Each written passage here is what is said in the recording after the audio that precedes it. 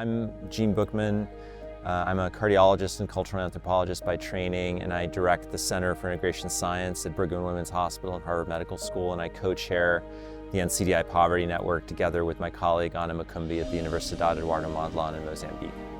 So one of the main initiatives of the NCDI Poverty Network and the Center for Integration Science is supporting PEN+, the package of essential non-communicable disease interventions for sickle cell disease, type 1 diabetes, and childhood onset heart diseases like rheumatic heart disease and congenital heart disease.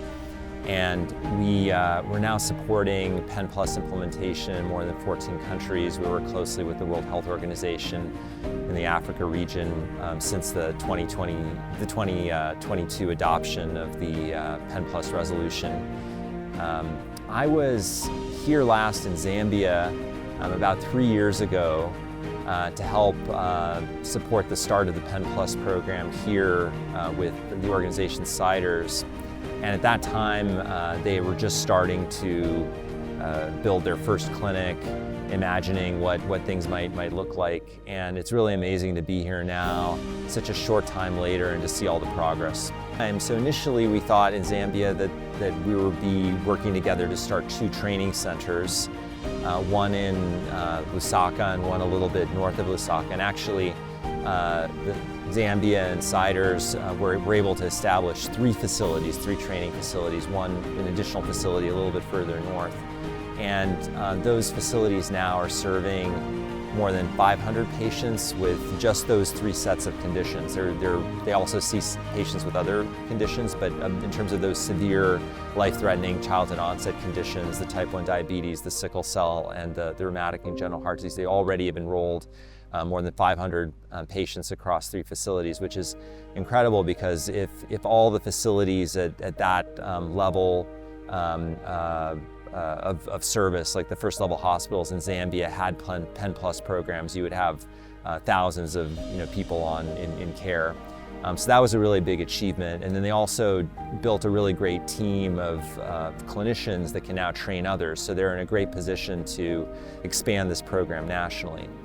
And I think, as you guys know, just in the last couple of months, the government of Zambia approved an operational plan to scale PEN+ nationally, so that's wonderful. As far as we know, probably the best organization right now in Africa that's focused on this is the Sonia Nabeta Foundation, and we had started to get some experience working with them on camps for people living with type 1 diabetes, and that's really what Sonia Nabeta has been focused on. What's incredible about Camp Tunimbosi here is that this is the first time that we're working with Sonia Nabeta on a multi-disease camp, and I think that the goal ultimately is to be doing these kinds of camps for all 3 of the focus conditions in PEN+, so type 1 diabetes, sickle cell again, and the childhood onset conditions. And here we're bringing together warriors with sickle cell disease and with type 1 diabetes for this camp experience to achieve those 2 goals that we talked about. So how to strengthen self-management and address mental health issues, but then also how to build a social movement that in the end is going to be what's needed to take PEN+ to scale and to bring supporters globally. And what I've seen here just in the past couple days, and I think many of us have seen, has been really moving. The way that young people mostly here, these are folks between the ages of I think 11 and 27, how between these 2 diseases they see so much in common in their shared experience of exclusion, of stigma, but also the power and the strength that these experiences give them as individuals. And it's also just been incredible to see people caring for each other here and seeing themselves in somebody that has a slightly different illness experience, but in many ways, many of the same things, and to be able to see themselves in that person and in a community that's larger than just their disease group. So I think we're just beginning to see the power of this, and I think that particularly when we also bring in the cardiac community, I think those 3 disease communities really have the power to change the world.